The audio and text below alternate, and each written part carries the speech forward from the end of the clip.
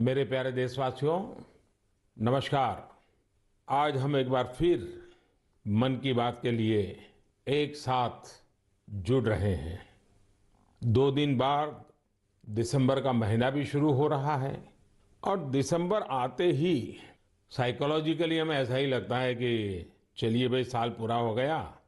ये साल का आखिरी महीना है और नए साल के लिए ताने बाने बुनना शुरू कर देते हैं। इसी महीने नेवी डे और आर्म्ड फोर्सेस फ्लैग डे भी देश मनाता है। हम सबको मालूम है 16 दिसंबर को 1971 के युद्ध का स्वर्णिम जयंती वर्ष भी देश मना रहा है। मैं इन सभी अवसरों पर देश के सुरक्षा बलों का स्मरण करता हूं, हमारे वीरों का स्मरण करता हूं और विशेष रूप से ऐसे वीरों को जन्म देने वाली वीर माताओं का स्मरण करता हूं। हमेशा की तरह इस बार भी मुझे नमो ऐप पर, माई गॉव पर आप सबके ढेर सारे सुझाव भी मिले हैं। आप लोगों ने मुझे अपने परिवार का एक हिस्सा मानते हुए अपने जीवन के सुख दुख भी साझा किए हैं। इसमें बहुत सारे नौजवान भी हैं, छात्र छात्राएं हैं।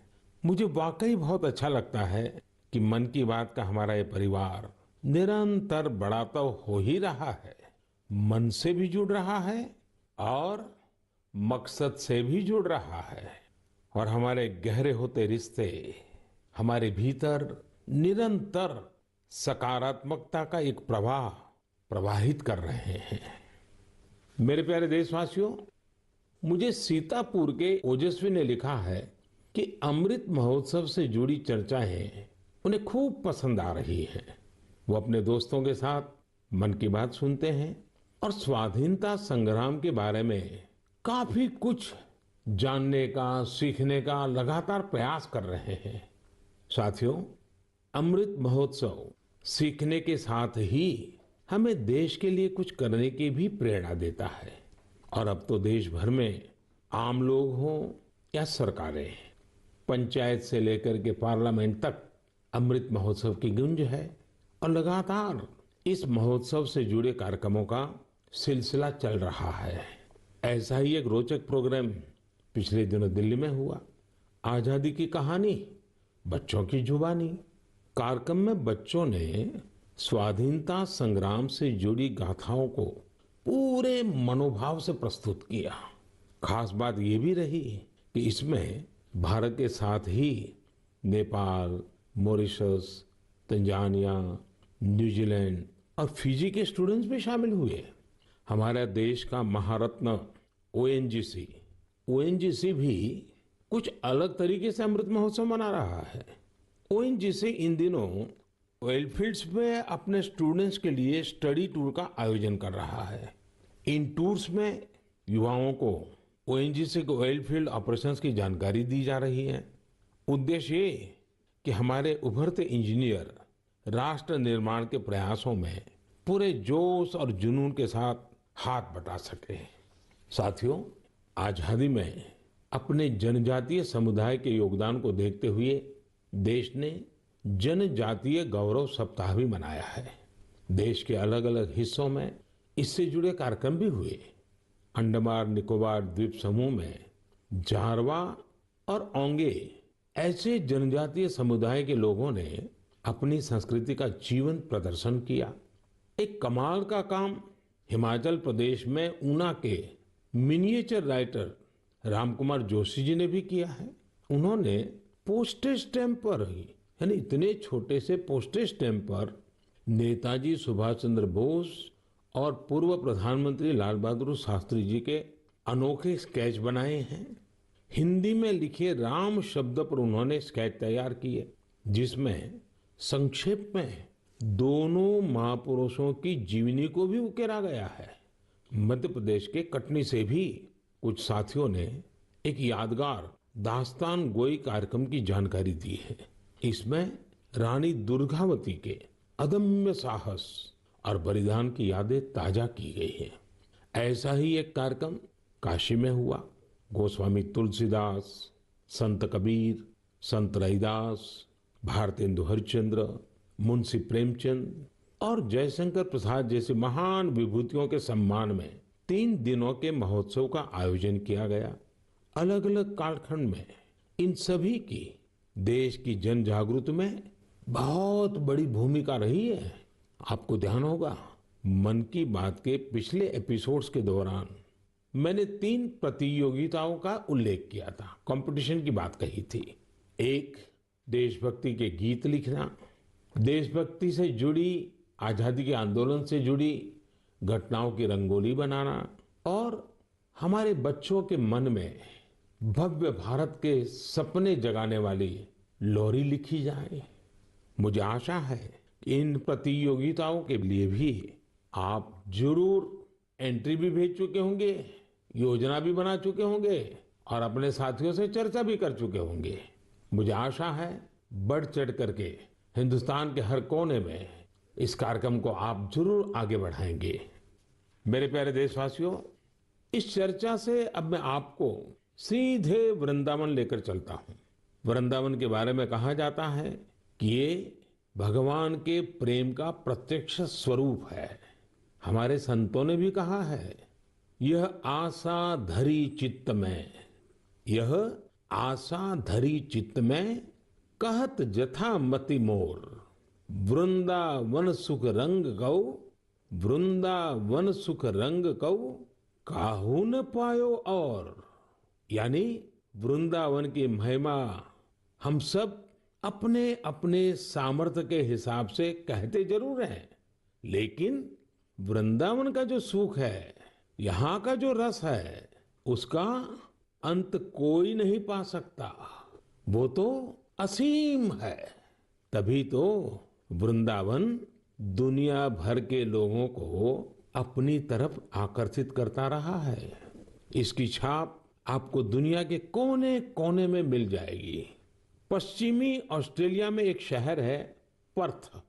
क्रिकेट प्रेमी लोग इस जगह से भली भांति परिचित होंगे, क्योंकि पर्थ में अक्सर क्रिकेट मैच होते रहते हैं। पर्थ में एक सेक्रेड इंडिया गैलरी, इस नाम से एक आर्ट गैलरी भी है। यह गैलरी स्वान वैली के एक खूबसूरत क्षेत्र में बनाई गई है और ये ऑस्ट्रेलिया की एक निवासी जगत तारिणी दासी जी के प्रयासों का नतीजा है। जगत तारिणी जी वैसे तो है ऑस्ट्रेलिया की, जन्म भी वहीं हुआ, लालन पालन भी वहीं हुआ, लेकिन 13 साल से भी अधिक समय वृंदावन में आकर के उन्होंने बिताया। उनका कहना है कि वे ऑस्ट्रेलिया लौट तो गई, अपने देश वापस तो गई, लेकिन वो कभी भी वृंदावन को भूल नहीं पाई। इसलिए उन्होंने वृंदावन और उसका आध्यात्मिक भाव से जुड़ने के लिए ऑस्ट्रेलिया में ही वृंदावन खड़ा कर दिया। अपनी कला को ही एक माध्यम बना करके एक अद्भुत वृंदावन उन्होंने बना लिया। यहाँ आने वाले लोगों को कई तरह की कलाकृतियों को देखने का अवसर मिलता है। उन्हें भारत के सर्वाधिक प्रसिद्ध तीर्थस्थलों वृंदावन, नवाद्वीप और जगन्नाथपुरी की परंपरा और संस्कृति की झलक देखने को मिलती है। यहाँ पर भगवान कृष्ण के जीवन से जुड़ी कई कलाकृतियां भी प्रदर्शित की गई हैं। एक कलाकृति ऐसी भी है जिसमें भगवान कृष्ण ने गोवर्धन पर्वत को अपनी छोटी उंगली पर उठा रखा है, जिसके नीचे वृंदावन के लोग आश्रय लिए हुए हैं। जगत तारिणी जी का यह अद्भुत प्रयास वाकई हमें कृष्ण भक्ति की शक्ति का दर्शन कराता है। मैं उन्हें इस प्रयास के लिए बहुत बहुत शुभकामनाएं देता हूं। मेरे प्यारे देशवासियों, अभी मैं ऑस्ट्रेलिया के पर्थ में बने वृंदावन के विषय में बात कर रहा था। ये भी एक दिलचस्प इतिहास है कि ऑस्ट्रेलिया का एक रिश्ता हमारे बुंदेलखंड के झांसी से भी है। दरअसल झांसी की रानी लक्ष्मीबाई जब ईस्ट इंडिया कंपनी के खिलाफ कानूनी लड़ाई लड़ रही थी, तो उनके वकील थे जॉन लैंग। जॉन लैंग मूल रूप से ऑस्ट्रेलिया के ही रहने वाले थे। भारत में रहकर उन्होंने रानी लक्ष्मीबाई का मुकदमा लड़ा था। हमारे स्वतंत्रता संग्राम में झांसी और बुंदेलखंड का कितना बड़ा योगदान है, ये हम सब जानते हैं। यहाँ रानी लक्ष्मीबाई और झलकारी बाई जैसी वीरांगनाएं भी हुई और मेजर ध्यानचंद जैसे खेल रत्न भी इस क्षेत्र ने देश को दिए हैं। साथियों, वीरता केवल युद्ध के मैदान में ही दिखाई जाए ऐसा जरूरी नहीं होता। वीरता जब एक व्रत बन जाती है और उसका विस्तार होता है तो हर क्षेत्र में अनेकों कार्य सिद्ध होने लगते हैं। मुझे ऐसी ही वीरता के बारे में श्रीमती ज्योत्सना ने चिट्ठी लिखकर बताया है।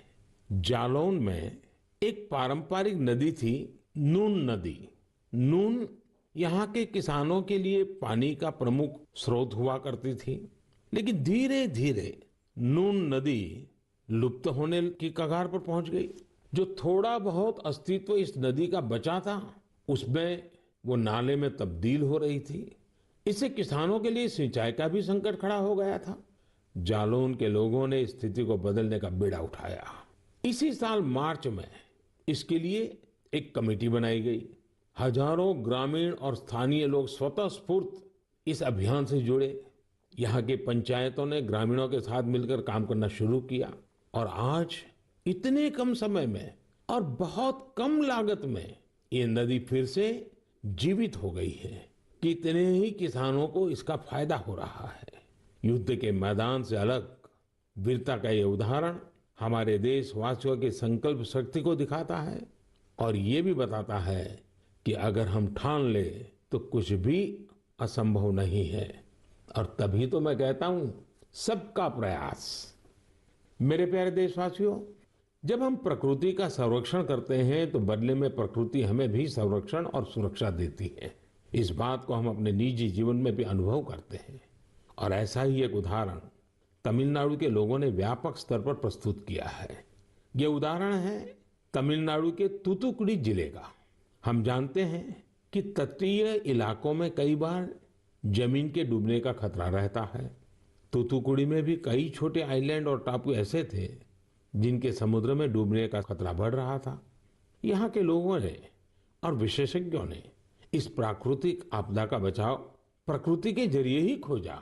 ये लोग अब इन टापुओं पर पाल्मेरा के पेड़ लगा रहे हैं। ये पेड़ साइक्लोन और तूफानों में भी खड़े रहते हैं और जमीन को सुरक्षा देते हैं। इनसे अब इस इलाके को बचाने का एक नया भरोसा जगा है।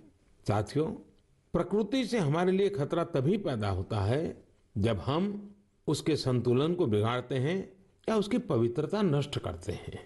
प्रकृति माँ की तरह हमारा पालन भी करती है और हमारी दुनिया में नए नए रंग भी भरती है। अभी मैं सोशल मीडिया पर देख रहा था, मेघालय में एक फ्लाइंग बोट की तस्वीर खूब वायरल हो रही है। पहली ही नजर ये तस्वीर हमें आकर्षित करती है। आप में से भी ज्यादातर लोगों ने इसे ऑनलाइन जरूर देखा होगा। हवा में तैरती इस नाव को जब हम करीब से देखते हैं तब हमें पता चलता है कि ये तो नदी के पानी में चल रही है। नदी का पानी इतना साफ है कि हमें उसकी तलहटी दिखती है और नाव हवा में तैरती सी लगने लग जाती है। हमारे देश में अनेक राज्य हैं, अनेक क्षेत्र हैं जहाँ के लोगों ने अपनी प्राकृतिक विरासत के रंगों को संजोकर रखा है। इन लोगों ने प्रकृति के साथ मिलकर रहने की जीवन शैली आज भी जीवित रखी है। ये हम सब के लिए भी प्रेरणा है। हमारे आसपास जो भी प्राकृतिक संसाधन है, हम उन्हें बचाएं, उन्हें फिर से उनका असली रूप लौटाएं। इसी में हम सबका हित है, जग का हित है। मेरे प्यारे देशवासियों, सरकार जब योजनाएं बनाती है, बजट खर्च करती है, समय पर परियोजनाओं को पूरा करती है, तो लोगों को लगता है कि वो काम कर रही है। लेकिन सरकार के अनेक कार्यों में, विकास के अनेक योजनाओं के बीच मानवीय संवेदनाओं से जुड़ी बातें हमेशा एक अलग सुख देती है। सरकार के प्रयासों से, सरकार की योजनाओं से कैसे कोई जीवन बदला, उस बदले हुए जीवन का अनुभव क्या है, जब ये सुनते हैं तो हम भी संवेदनाओं से भर जाते हैं। यह मन को संतोष भी देता है और उस योजना को लोगों तक पहुंचाने की प्रेरणा भी देता है। एक प्रकार से ये स्वांतः सुखाई तो है। और इसलिए आज मन की बात में हमारे साथ तो ऐसे साथी भी जुड़ रहे हैं जो अपने हौसलों से एक नया जीवन जीत कर आए हैं। इन्होंने आयुष्मान भारत योजना की मदद से अपना इलाज कराया और एक नई जिंदगी की शुरुआत की है। हमारे पहले साथी हैं राजेश कुमार प्रजापति, जिन्हें हृदय रोग की बीमारी, हार्ट की समस्या थी।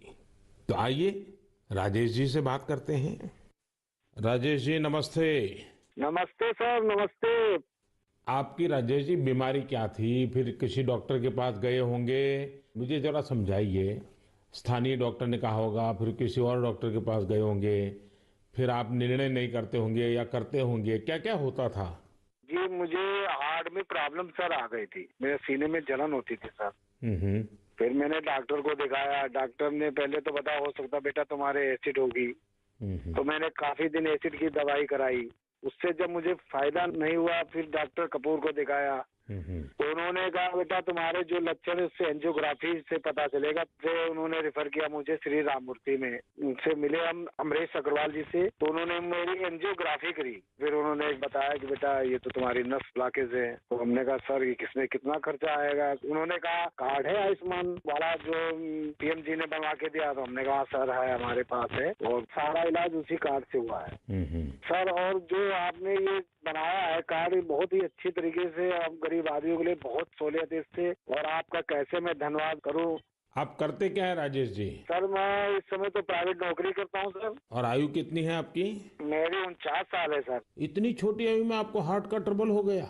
हाँ जी सर, क्या बताएं आप। आपके परिवार में भी पिताजी को या किसी माताजी को या इस प्रकार का पहले रहा है कि? नहीं सर, किसी को नहीं था सर। ये पहला है हमारे साथ ही हुआ है। ये आयुष्मान कार्ड भारत सरकार या कार्ड देती है गरीबों के लिए, एक बहुत बड़ी योजना है, तो ये आपको पता कैसे चला? सर ये तो इतनी बड़ी योजना है, गरीब आदमी बहुत इससे बेनिफिट मिलता है। वो इतना खुश है सर। हमने तो हॉस्पिटल में देखा कि इस कार्ड से कितना लोगों को सहूलियत मिलती है। जब डॉक्टर से कहता कार्ड मेरे पास है सर, तो डॉक्टर कहता ठीक वो कार्ड लेके आइए, मैं उसी कार्ड से आपका इलाज कर दूंगा। अच्छा, कार्ड न होता तो आपको कितना खर्चा बोला था डॉक्टर ने? डॉक्टर साहब ने कहा तो बेटा इसमें बहुत सारा खर्चा आएगा बेटा, अगर कार्ड नहीं होगा। तो मैंने कहा सर कार्ड तो है मेरे पास। तो उन्होंने कहा तुरंत आप दिखाइए। तो हमने तुरंत दिखाया, उसी कार्ड से सारा इलाज मेरा किया गया। मेरे एक पैसा नहीं कर चुका। सारी दवाइयाँ भी उसी कार्ड से निकाली गई हैं। तो राजेश जी आपको अभी संतोष है, तबीयत ठीक है?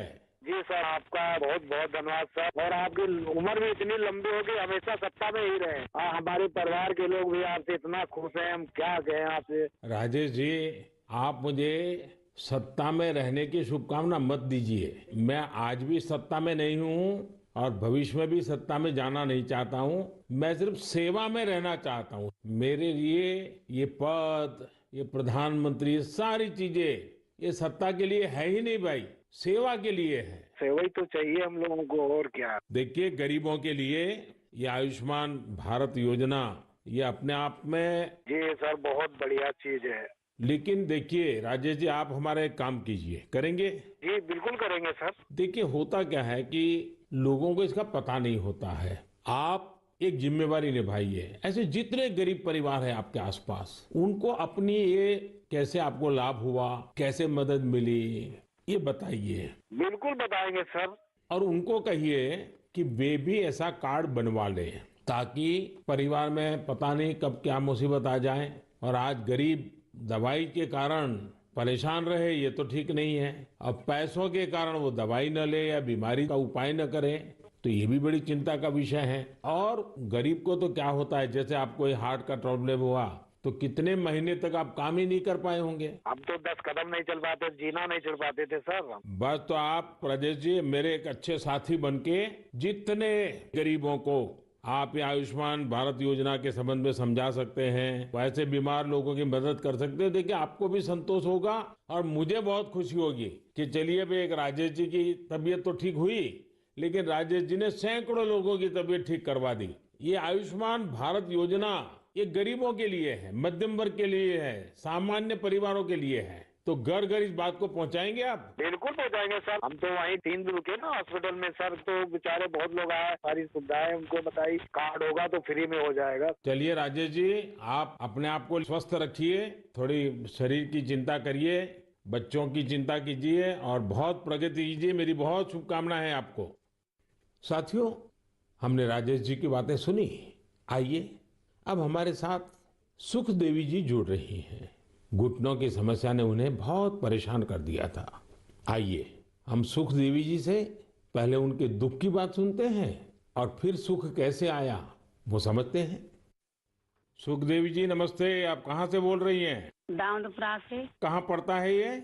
मथुरा में। मथुरा में। फिर तो सुखदेवी जी आपको नमस्ते भी कहना है और साथ साथ राधे राधे भी कहना होगा।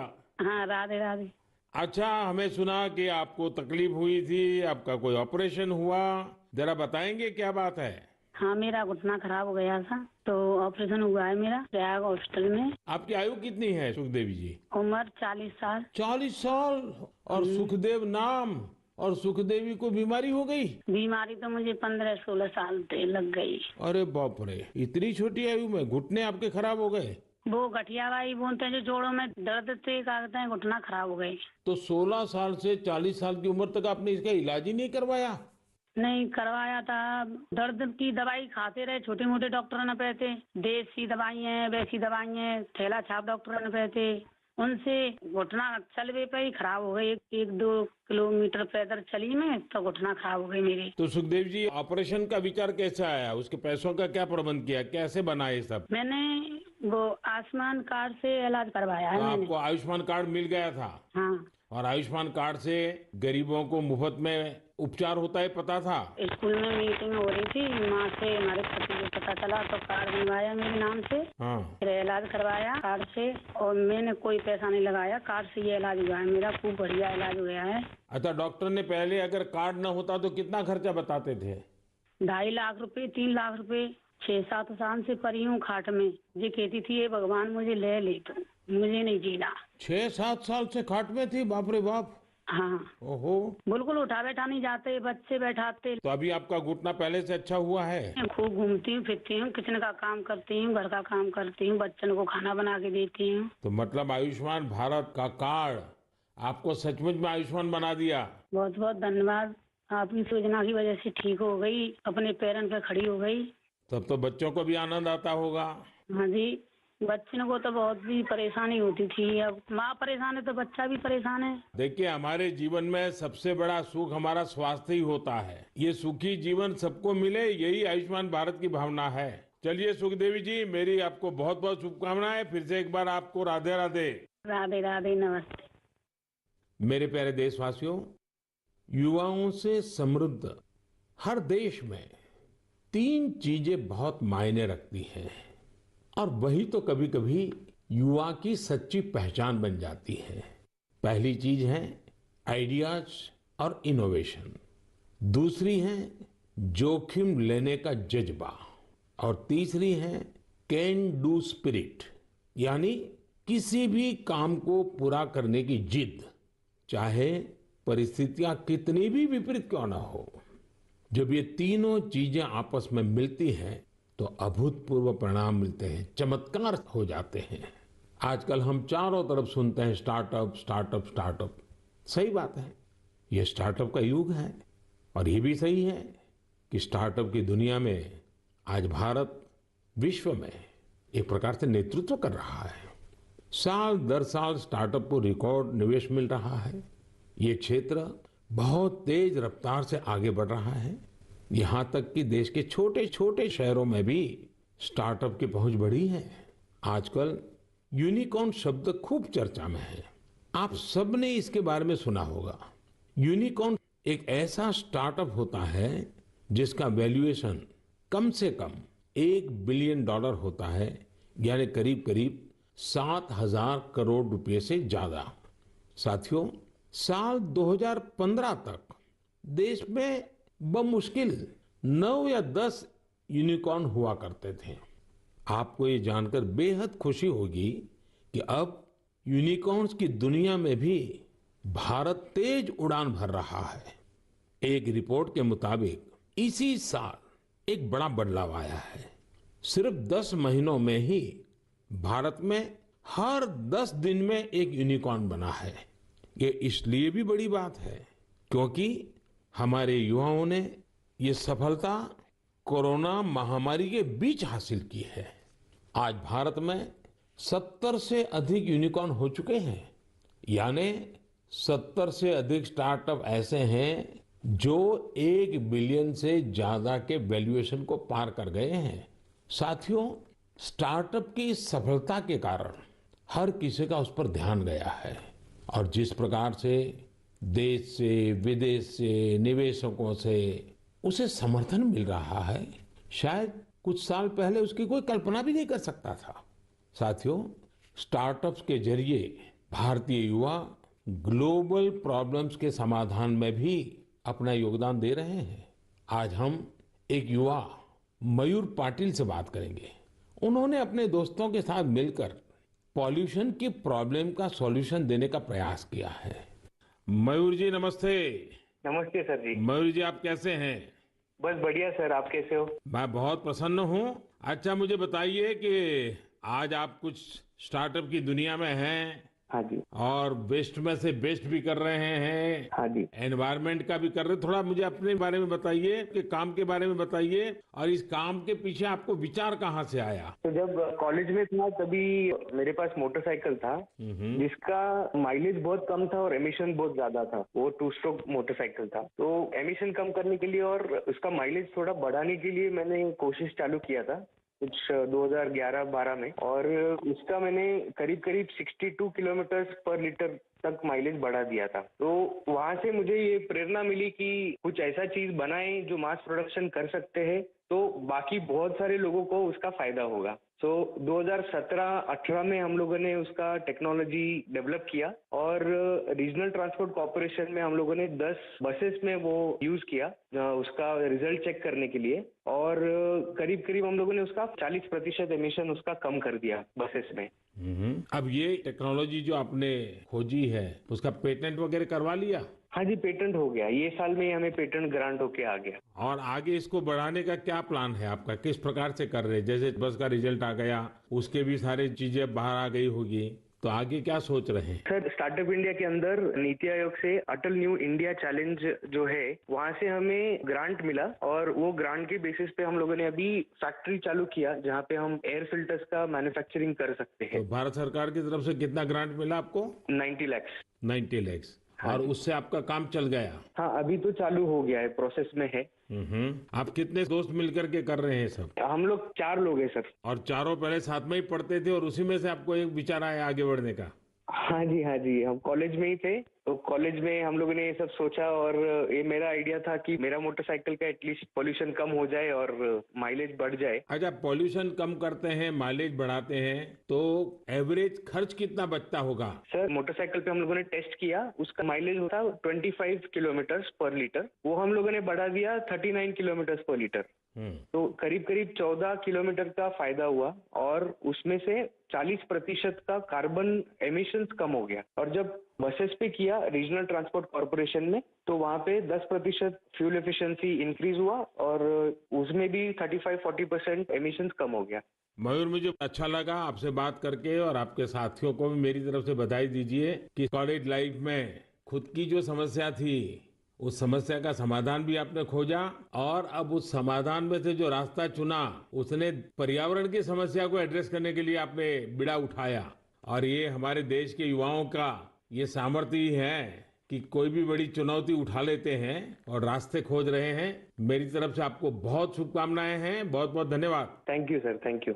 साथियों, कुछ सालों पहले यदि कोई कहता था कि वो बिजनेस करना चाहता है या एक कोई नई कंपनी शुरू करना चाहता है, तब परिवार के बड़े बुजुर्ग का जवाब होता था, तुम नौकरी क्यों नहीं करना चाहते? नौकरी करो ना भाई। अरे नौकरी में सिक्योरिटी होती है, सैलरी होती है, झंझट भी कम होती है।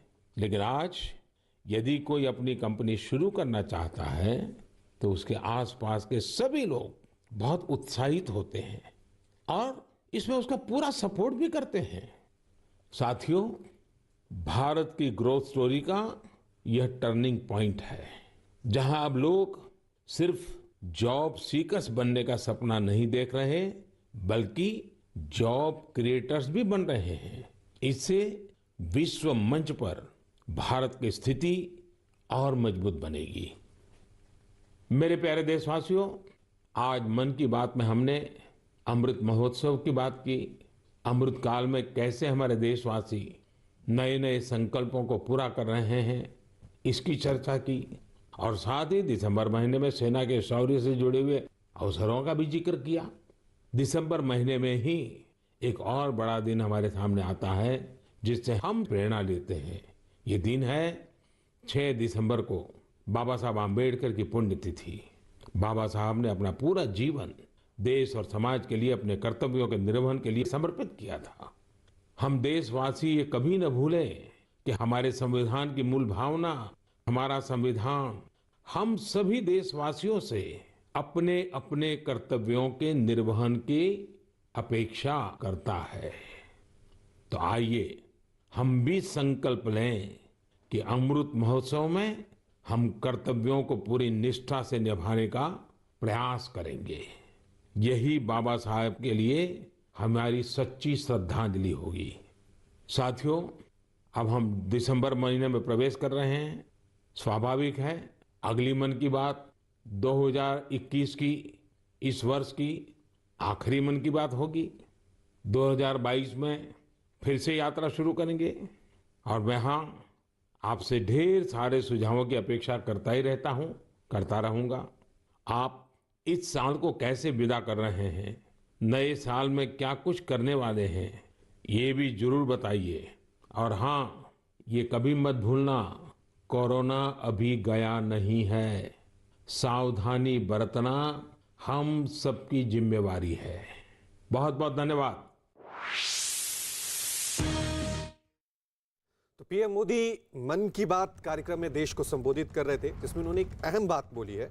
इसमें उन्होंने कहा कि मैं आज भी सत्ता में नहीं हूं और भविष्य में भी सत्ता में जाना नहीं चाहता हूं, मैं सिर्फ सेवा में रहना चाहता हूं और मेरे लिए ये पद, ये प्रधानमंत्री, सारी चीजें सत्ता के लिए नहीं बल्कि सेवा के लिए हैं। इसके अलावा मन की बात कार्यक्रम में पीएम मोदी ने आयुष्मान योजना के लाभार्थियों से भी बातचीत की। किस तरह से इस योजना की वजह से उनका जीवन बदल गया, उसके बारे में जाना। लेकिन अहम बात जो मन की बात कार्यक्रम में पीएम मोदी ने कही है वो ये कि मैं सत्ता नहीं, सेवा में जाना चाहता हूं। मैं कभी सत्ता में नहीं जाना चाहता और भविष्य में भी सत्ता में नहीं जाऊंगा। मैं सिर्फ सेवा में रहना चाहता हूं। मेरे लिए ये पद, ये प्रधानमंत्री, ये सारी चीजें सत्ता के लिए है ही नहीं, सेवा के लिए है। ये अहम बात पीएम मोदी ने आज मन की बात कार्यक्रम में कही है। वहीं हमने आपको बताया कि इसके अलावा उन्होंने आयुष्मान योजना के लाभार्थियों से भी बातचीत की।